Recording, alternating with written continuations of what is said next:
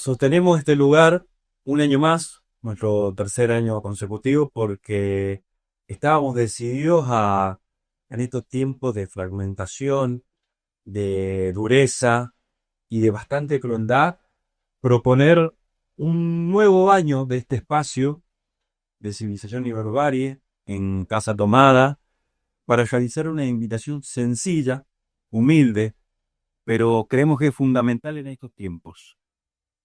Encontrarnos para pensar nuestra historia, para analizar el presente y sobre todo soñar con un futuro más justo.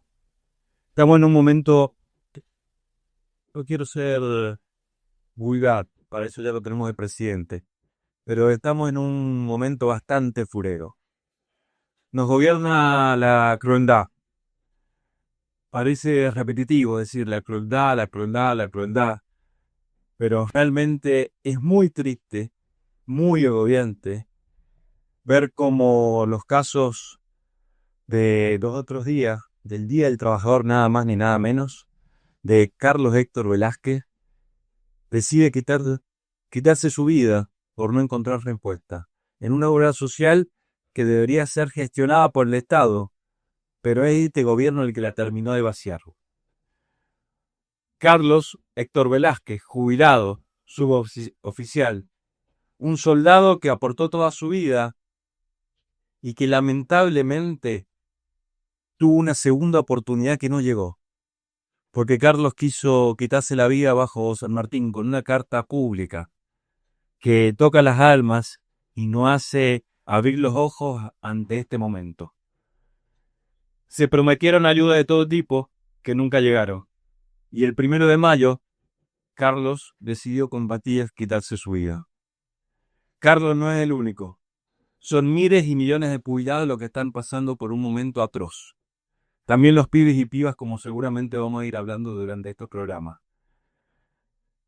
Pero nosotros decidimos sostener, porque es muy fácil ir generando espacios y abandonarlos. Es muy fácil decir lo que hay que hacer, pero no ponerle el cuerpo. Es muy fácil construir alternativas en castillos de arena, pero no encontrarse con los compañeros y compañeras para intentar realizarlos. Seguramente esta invitación que hacemos a todos los que nos escuchan, a los que están contentos porque está Ale, porque está Pachi, porque vamos a tener una columnista del carajo, y se suman o vayan a ver un recorte de este programa, los invitamos a hacerle frente a la crueldad, a sostener como hacen las compañeras de cada uno de los barrios que nos mandan todos los días cómo sostienen los merenderos con mucho ingenio y sobre todo audacia para seguir organizando. De crisis estamos hechos, de crisis sabemos, pero no por eso tenemos que dejar de pensar en un momento en el cual nos podamos encontrar con algo de paz. Si hablamos de crisis, seguramente tenemos el recuerdo muy profundo de la crisis del 2001. Algunos con vivencias propias, con algunas experiencias, y otros como seguramente las IVA, con más lectura y aprendizaje que lo que pudieron vivir. Pero de eso nos va a contar nuestra profesora de historia, Al. Bueno, sí, como decía recién, más que lectura, yo creo que de la crisis del 2001 tenemos una herencia que es importantísimo destacar hoy en día, que es justamente esta organización colectiva que ya adquirió como tradición el pueblo argentino después de semejante crisis que se empezó a gestar en los 90 con el modelo neoliberal de Menem y que terminó estallando en diciembre del 2001. Hoy queríamos más que nada volver a diciembre del 2001 y volver sobre todo a los antecedentes que nos llevaron a ese fatídico desenlace en su momento, que no solamente terminó con un presidente yéndose en helicóptero, sino con muertos y reprimidos en las calles y con un país totalmente en crisis. Pero queremos recordarlo hoy en día como un punto de inflexión en la organización social de nuestro país y como un punto de partida en la gestión de muchos movimientos sociales que hasta el día de hoy persisten, que persistieron ante semejante contexto de fragmentación en su momento también, y que hoy en día vuelven a resurgir como una alternativa colectiva ante justamente el olvido y la desestructuralización social que propone este modelo de Estado nuevamente. ¿Quiénes eran un poco esos modelos? Para eso hay que hacernos un poquito atrás y volver a los 90, este modelo neoliberal que había generado progresivamente a lo largo de los años, el desempleo, la precarización laboral, el debilitamiento sindical, también en gran medida había logrado afectar a muchos sectores de la sociedad. Entonces se genera un escenario de crisis muy diverso, similar al que tenemos hoy en día, en donde no tenemos solamente al sector de las clases sociales más pobres o más bajas afectados, sino que tenemos a públicos, jubilados, docentes, estatales de diferentes rubros, los médicos también, es justamente los desocupados. Empezamos a tener un escenario social muy diversificado, lleno de personas de todos los estamentos que atravesaban por lo mismo: incertidumbre, fragmentación, desempleo, precarización laboral, exceso de trabajo para lograr llenar la heladera y llegar sobre todo a fin de mes, quienes tenían el privilegio en su momento. En ese contexto empiezan a surgir estrategias de subsistencia cotidiana que progresivamente se van a ir transformando en movimientos organizados, con lógicas propias que persisten hasta el día de hoy. Y esas estrategias de subsistencia cotidiana requerían cierto nivel de organización colectiva que fue fundamental. Vamos a tener, íconos del periodo, como fueron piqueteros, que fueron los movimientos, justamente surgen de los movimientos de los trabajadores desempleados, con una lógica de funcionamiento bastante propia, que era la triada de asamblea popular, plan de trabajo y corte de ruta. La famosa asamblea popular y corte de ruta. Sí, es algo que surge es un ícono, si se puede decir, de los 90 a principios de los 2000. Luego de la privatización de YPF, ¿no? Luego de la privatización de YPF empiezan las famosas, después en cada provincia, las famosas puebladas, ¿sí? Uh-huh. Santiago del Estero, Neuquén, acá en San Juan tuvimos en el 95 el sanjuaninazo. Empiezan estas famosas puebladas en donde se empiezan a sumar diferentes sectores, y a mí me remonta también un poco a lo que fueron en su momento el Rodrigazo, ¿sí? Primera gran manifestación colectiva en donde no solamente habían gremios, sino que habían docentes, estudiantes, públicos, estatales, incluso algunos miembros de la fuerza de la policía que participaban activamente. Estos fueron las famosas puebladas de los 90 que fueron estableciendo formas de organización colectiva que llevaron a lógicas muy bien estructuradas y que respondieron, que se protagonizaron, se apropiaron de las calles en esa crisis del 2001.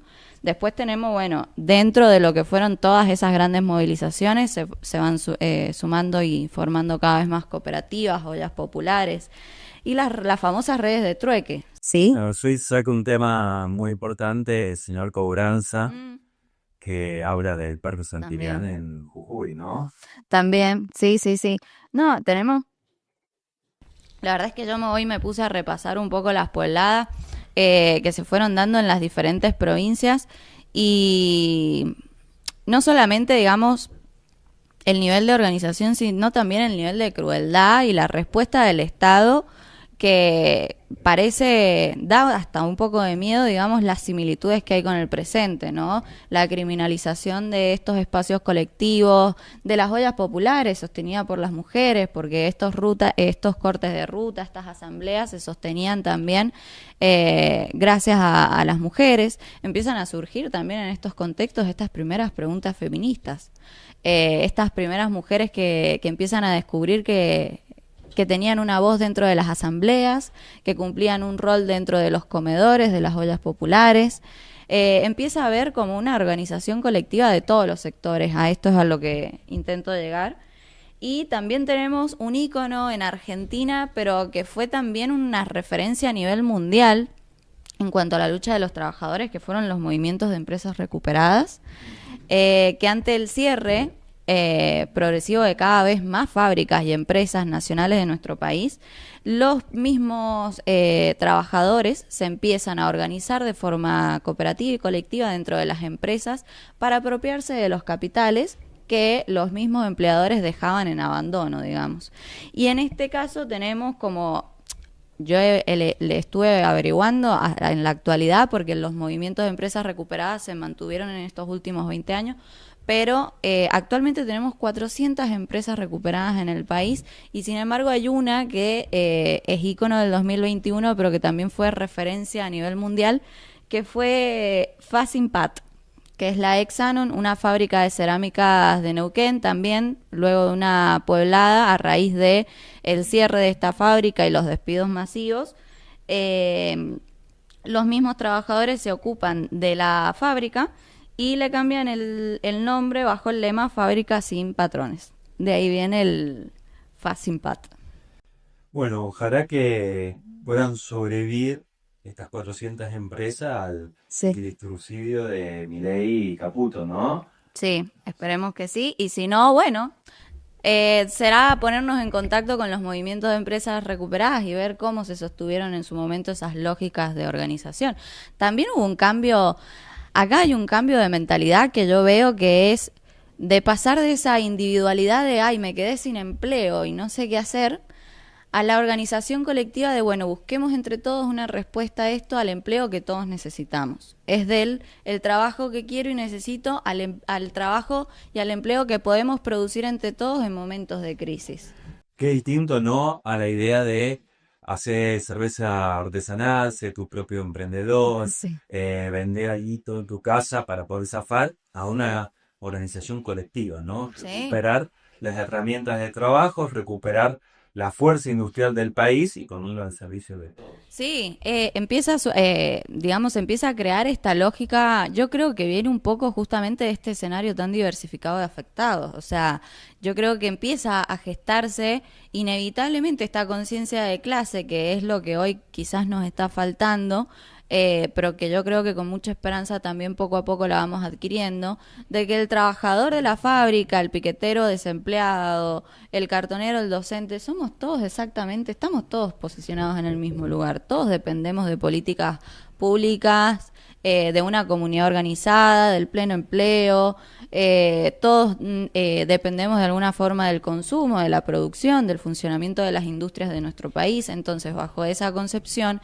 si quizás todos nos posicionáramos o nos organizáramos de la misma forma, quizás podríamos obtener respuestas colectivas o mínimamente organizarnos para exigirlas al Estado como corresponde.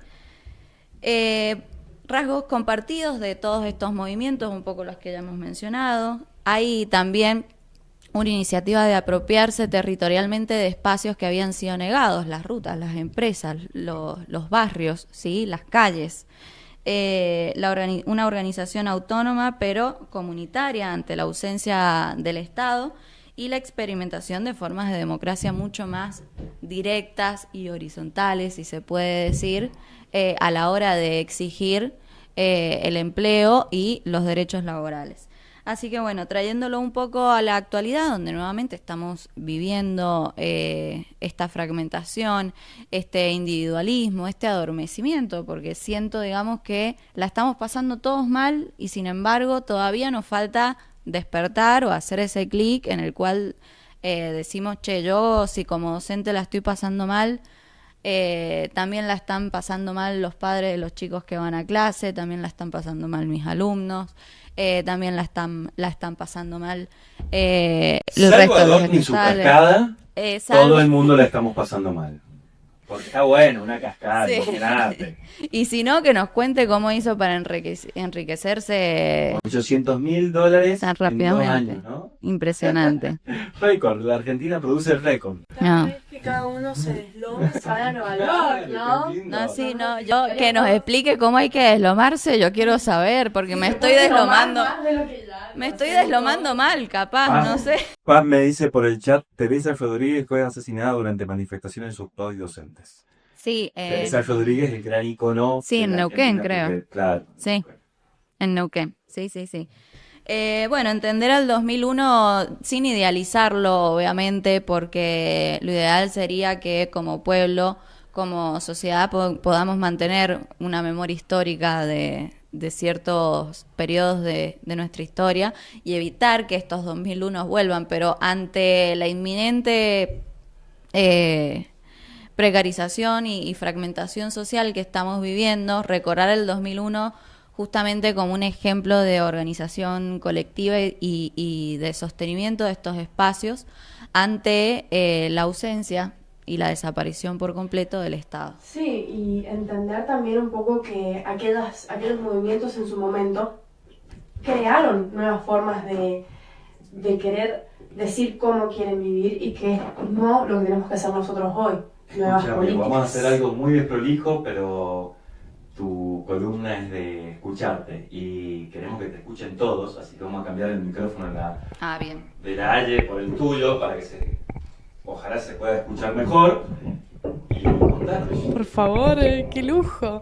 Bueno, antes que nada, darles muchas gracias por estar acá. Yo estoy muy contenta, soy muy nueva en esto, pero por supuesto, bueno, feliz y contenta de hacer mi aporte.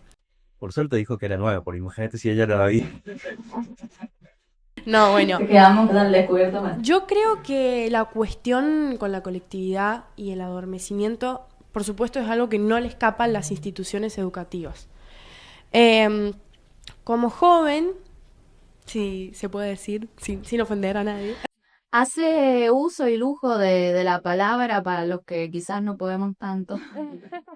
Bueno, creo que también hay desafíos en encontrarse colectivamente, no solo, por supuesto, para los que trabajan, sino para los jóvenes, ¿sí? ¿Cómo es este nuevo lenguaje que manejamos? Y, sobre todo, cómo se lo planteamos a quienes están a cargo de nosotros en las instituciones educativas, ¿sí? A ver, es de público conocimiento que las instituciones educativas son un pilar fundamental en la colectividad para los jóvenes, no solo en el ámbito académico, sino porque de alguna manera es en la escuela donde aprendemos las maneras, las normas, los valores, si se quiere, que nos hacen y que nos rigen como comunidad, ¿sí? Ahora bien, la relación entre las instituciones educativas con los alumnos, así como entre alumnos, por supuesto que es problemática, como cualquier relación humana. Una de las problemáticas que quería traer a la conversación particularmente, de las cuales se charló un montón en mi curso hace poco, fue acerca del riesgo de los falsos avisos de tiroteo en San Juan, que se habían estado dando en muchas escuelas secundarias y de las que, bueno, por suerte mi colegio no quiso obviar o no quiso pasar por encima. Y bueno, entre muchos temas que se hablaron, se conversaron, que es un tema difícil de tratar, es delicado, porque bueno, responde a muchos factores, pudimos llegar a 3 afirmaciones que me parecieron súper importantes para empezar a hablar sobre las nuevas necesidades, ¿no?, de la juventud cuando hablamos de colectividad. Puntualmente se afirmó que los gabinetes en su mayoría no son eficientes a la hora de resolver un problema, ¿sí? Sobre todo, bueno, no tanto en San Juan, pero por ejemplo en Mendoza, muchos gabinetes o enloquecieron y habían policías a las 7:40 de la mañana revisándote la mochila o revisándoles las mochilas a chicos de Un estado represivo. 12, soñado 13 por años. Exactamente. En Santa Fe, multas de 5 millones de Multas pesos. de 5 millones de A los pesos. padres de los chicos. Sí, los tenés a los pobres chicos de 11, 12, 13 años así en la puerta del colegio sin poder entrar porque tienen miedo de que el chico... Bueno. Y por otro lado tenés el otro extremo de los gabinetes que hicieron la vista gorda, dijeron acá no pasó nada y deciden no responder. Que no saben conectar con nosotros, fue otra de las cosas que se afirmó, y puntualmente que nos hablan como si fuéramos niños, ¿sí? Obviamente voy a generalizar, yo no sé cómo es la situación de los gabinetes en todas las escuelas, pero voy a hablar desde mi vivencia, porque soy la persona que me tengo más a mano. Y bueno, este último punto sobre todo es muy importante, porque si bien sabemos que gran parte del conflicto, por supuesto que está inmerso en la cultura, No podemos atribuir los factores estructurales que llevan a que un niño cometa ese tipo de actos únicamente a las instituciones educativas, pero bueno, considero que de alguna manera todas estas afirmaciones se puedan vincular con la problemática de los nuevos lenguajes, ¿sí? De sentir que no saben conectar con nosotros y que no saben de qué manera acercarse o hablarnos o interactuar con nosotros. Y no es solo preguntarse de qué manera nos tienen que hablar, sino de qué manera nos pueden entender, ¿sí? Para plantearlo un poco como pregunta es, bueno, ¿cómo es este nuevo lenguaje en la juventud? ¿Cómo se lo caracteriza? Y nosotros, ¿cómo nos podemos organizar para planteárselo a un gabinete? Yo te hago una pregunta, Pachi. Vos no estás planteando, el gabinete no está capacitado. O eso surge de las ideas de los pibes Sí. cuando van hablando. Sí. O no saben escucharnos, no saben interpretarnos. Sí. Los pibes tienden un puente, los gabinetes tienden un puente para que esa diferencia generacional de responsabilidad y de miradas se puedan encontrar. Yo creo que, a ver, no, es que, a ver, siento que carecemos de herramientas, no solo nosotros, sino los gabinetes. Está todo tan difuso actualmente bueno, se ha insertado mucho la individualidad, la desensibilidad en los jóvenes, que hasta a veces es difícil nosotros mismos plantear qué es lo que nos pasa. No sé, hemos perdido totalmente la capacidad de conectarnos con nuestras emociones y nuestras problemáticas. Sí veo que hay, por supuesto, una intención de querer conectar, de buscar las herramientas para hablar con los jóvenes, pero yo siento que aún no está consolidado. Y acá quería hablar un poco más desde mi perspectiva. Para mí una posible vía de acción o propuesta, sí, porque la verdad que no me quiero quedar solo en la queja de que los gabinetes no saben responder a nuestras necesidades, sería que, por ejemplo, nos organicemos los centros de estudiantes, ¿sí? Seamos los centros de estudiantes quienes llevamos a cabo o generemos los espacios de concientización y de debate.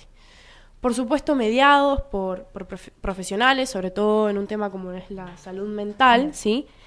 Pero a ver, si quienes mejor comprenden el lenguaje de la juventud somos los jóvenes, tendría sentido que nosotros seamos los que conversemos estos temas, ¿sí? A ver, yo estoy en 6º año, puedo comprender los códigos formales que maneja la escuela, comprendo que tiene un rol disciplinario y con esto no quiero que se entienda que podemos ir y hablar de lo que queramos, como queramos, pero quizás los chicos que son mucho más chicos, 13, 14, 15 años, no comprenden o no saben de qué manera relacionarse con los gabinetes o con la institución escolar, o porque piensan que ir a hablar con una psicopedagoga es como súper loco. Entonces, sería muy diferente si venimos a plantear las problemáticas entre jóvenes. No solo porque probablemente nos sintamos entre todos más escuchados, estamos inmersos en el mismo lenguaje, comprendemos más o menos las mismas normas, sino porque también sería mucho más fácil identificar las problemáticas porque vivimos en el entorno, ¿sí? Como organizarnos desde ese lado, ¿sí? Que entre nosotros digamos, bueno, la verdad que no podemos pasar por alto lo que ha estado pasando en los colegios secundarios. Bueno, ¿qué pasa? ¿Qué nos pasa? En esa propuesta, ¿hay una posibilidad de encuentro que no sea a través de lo digital, que no sea a través de las redes, que no sea a través de... O sea, que haya presencialidad, que haya mirada a los Para ojos, mí que haya... es necesaria la presencialidad. Uh-huh. Pero digo, los pibes y las pibas como vos, ¿lo están reclamando, lo están pidiendo? Yo creo que sí, pero como te digo, no lo expresan tan tácitamente. Pero para mí sí está. La necesidad está. La necesidad está porque, bueno, se manifestó que es evidente que hay un problema en la salud mental de los jóvenes. Uh-huh. Pero nada de esto sirve si los gabinetes no hacen algo con lo que se charla y con lo que se propone. Y yo comprendo profundamente que hay limitaciones institucionales que llevan a que, bueno, el margen de acción de los gabinetes o de las instituciones escolares frente a un tema como la salud mental de los adolescentes sea mucho, mucho menor, sobre todo en la situación actual de las universidades públicas.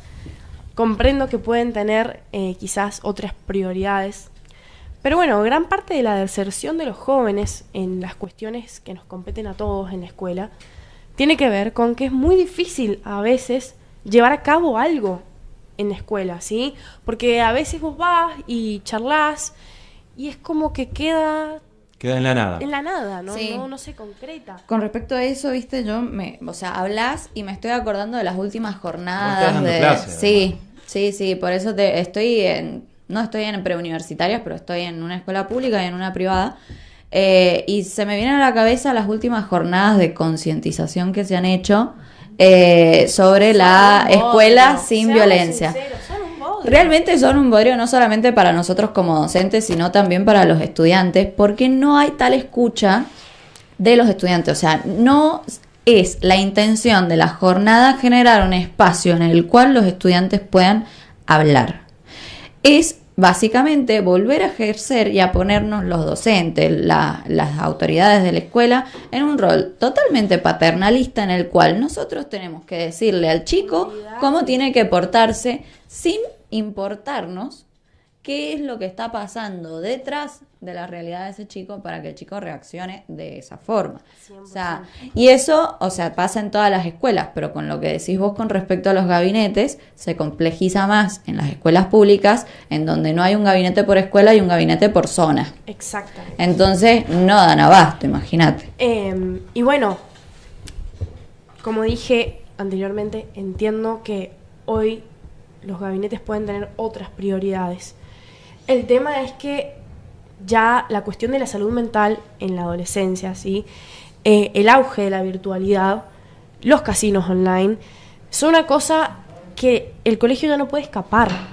De alguna manera se le tiene que otorgar herramientas a la escuela para que algo puedan, al menos plantear la incertidumbre o eso, como plantear que algo se empiece a hacer. Algo está pasando. Que los estudiantes se empiecen a cuestionar, al menos. Perfecto. Pero bueno, por supuesto, para eso tiene que haber una escucha y tiene que ser recíproca la cuestión. Hay un proyecto de ley que lo podemos traer para un próximo encuentro que habla de educación de redes o de herramientas digitales, que está bueno.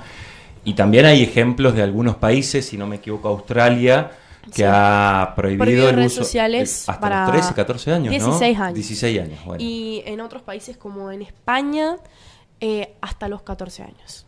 Sí. Sí, es un gran error. Vayan a jugar al fútbol, vayan Sí, a olvidate. jueguen al Es un vóley. o sea, yo creo que gran parte de la génesis de este problema está justamente en el uso excesivo del teléfono desde la pequeña infancia, desde la temprana infancia, lo que obviamente ya se ha demostrado no solamente que genera, digamos, acceso a contenidos que no deberían estar en manos de menores de edad, sino que además genera ciertos círculos de adicción, o sea, similar a las adicciones en general. Bueno, de hecho, Entonces, el caso de este chico que ejerció el tiroteo en el colegio secundario, se descubrió que en su celular este muchacho estaba en múltiples grupos, no solo que tenían que ver con la ludopatía, sino que también eran grupos como de muchos hombres que compartían información, chistes, videos extremadamente machistas, extremadamente violentos y hasta incluso rozaba un poco compartir videos de menores de edad cometiendo actos sexuales, ¿sí? Y este chico había estado expuesto en este grupo, creo que era de Telegram, hacía ya varios meses, ¿sí? Lo cual aparentemente sus padres no tenían ni idea del contenido que estaba consumiendo, de la violencia a la que estaba siendo expuesta a tan temprana edad. Yo me jodo lo que sea, que ningún padre hoy en día tiene un 100% conciencia de lo que consume diariamente su hijo a través del teléfono. Porque incluso los mismos es padres... imposible tener esa conciencia. O sea, a ver, lo que se está poniendo en juego acá es la salud mental de los chicos. Hay que dejar de subestimar la salud mental de los chicos porque es un problema grave y hay que dejar de tratar el teléfono y las redes sociales como un problema que puedes bastar con prohibirlo y empezar a tratarlo como cualquier otra adicción común dentro de las escuelas. O sea, hay que generar espacios de contención. Bueno, otra de las razones por las que, yo planteaba que las problemáticas se hablen entre jóvenes es porque nuestros propios padres no saben diferenciar un video que está hecho con inteligencia artificial de un video real. Me pasa. Y quizás suena ligero, como lo escuchamos ahora, pero estamos perdiendo la capacidad de entender qué es real y qué no, y eso es un problema gravísimo, porque ¿cuál es el margen si no es el de la realidad? Bueno, la realidad es que la rompiste, la también, y vamos a ir a una pequeña pausa porque se viene Melina Pelayes para hablar de los espacios territoriales, los barrios. Bueno, ustedes le van a tener que preguntar a Melina y ya llegó nuestra invitada, la doctora Ana Carrizo. Así que me encantó. Bienvenida, Paz.